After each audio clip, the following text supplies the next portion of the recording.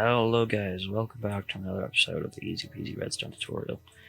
Today I'm going to be going over grief machines, which no human in their right mind should ever want to sick on somebody. So this basically just creates tons and tons of water sources, which takes ages and ages. It takes forever to clean up. So I've actually built this into a larger flying machine, which I will not show you how to build because it's absolutely cruel. And you will give many people PTSD from trying to clean it up. As you can see, I used all these buckets and barely even made a dent. And all these. And all these. Now imagine that in survival. So, the only reason that I am showing you guys this is because I do not condone doing this to anybody. It's absolutely inhumane. So, yeah. Now imagine having to get all this iron, just have it wasted cleaning up a mess that someone made on you for an unknown reason. You don't even know you deserve, unless they murdered your family, and you're now trying to take revenge through destroying their Minecraft world for an unknown reason, then you should not do this. Ever. So, I'm kind of having second thoughts on showing you guys this, but it's not really my place to tell you what or what not to do. I'm just here to inform you guys on this lake of knowledge that is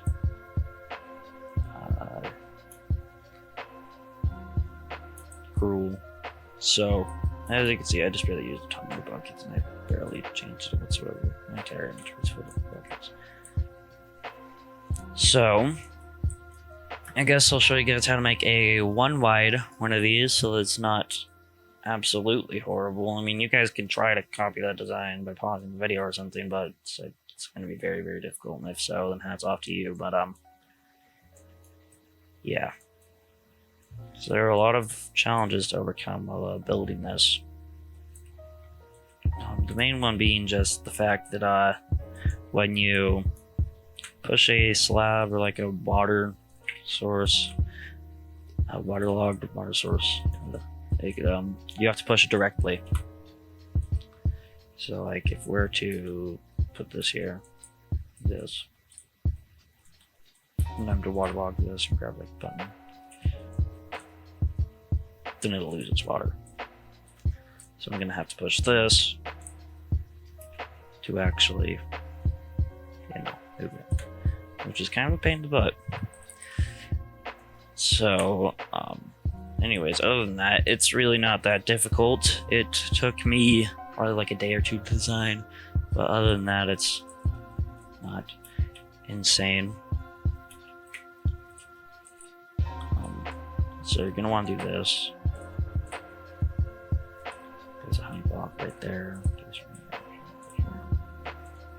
There's the base layout for the water logging mechanism and just drop slabs. This can be any solid block in any slab. I'm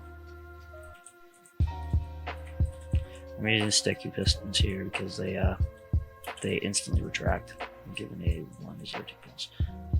So that's really, really nice.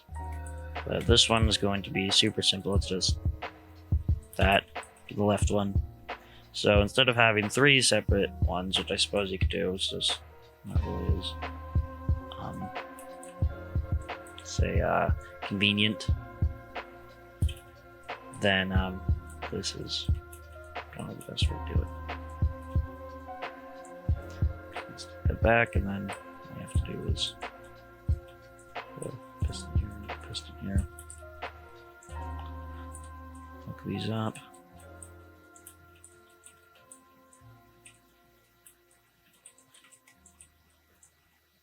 I'm not giving you a very in-depth tutorial because even now it's really, really mean to do, because just the sheer amount of work it takes to do this, I'd consider it cruel, really, really cruel.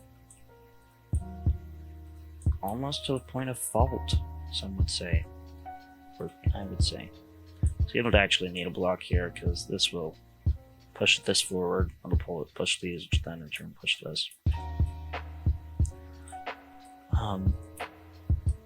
Yeah, this is it.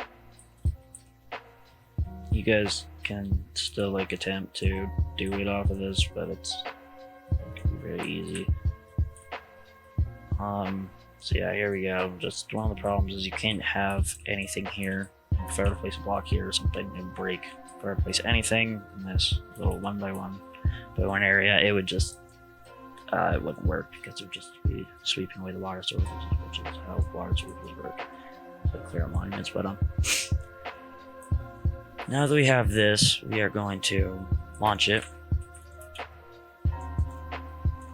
and it will just make somebody's life worse.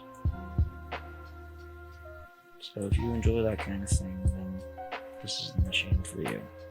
If you enjoy making people's lives worse than they already are, with like whatever problems they have, then yeah, you may want to do this. This right here is kind of interesting. It's through quasi-connectivity, which is basically, it's like kind of power, but not really. So like guys can see there's no block here, but it'll still power. It doesn't work like, it has to be like this. I mean, this will work. Same with this will also work. But it needs to be like power in this block specifically. Another way that you can do quasi is with a redstone block, but that, however, requires an update. So I broke that. It's really cool like that. So you could do this, and then this, and break that, and break this. The power piston, because it needs an update to see that it's powered through quasi. Like right here, it's not powered, but if I'm just put a button here or something, or anything in that case, I could just water or whatever, then it will do that. So the reason that I placed a honey block right here is because servers don't actually keep track of players. It leaves that to local, so it wants your device to keep track of you. Which I suppose isn't too much to ask. I mean, they already have a lot to handle. So what you're going to want to do is just, if you do want to do this on a server and you are sadistic, then you're going to want to put a minecart in here on a honey block. The reason that it's a honey block is because it's just entities stick to it. If I'm to actually, I'm pretty sure I can do this myself too. How to do this? Oops. But if I'm to do this, push this through some strange mechanics, it'll actually pull me away. But we do this with a different entity. Fairly certain it will stay there, and if not, then hey, it's unfortunate.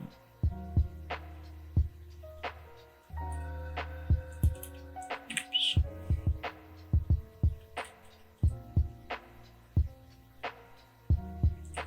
Yeah, so that's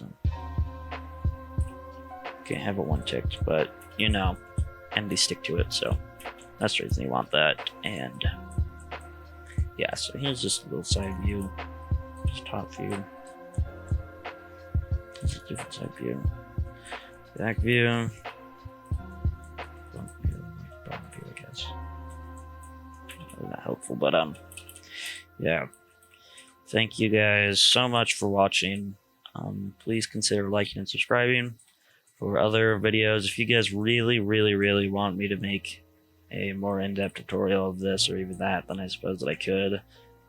And very bad conscience, but yeah, well, see you later.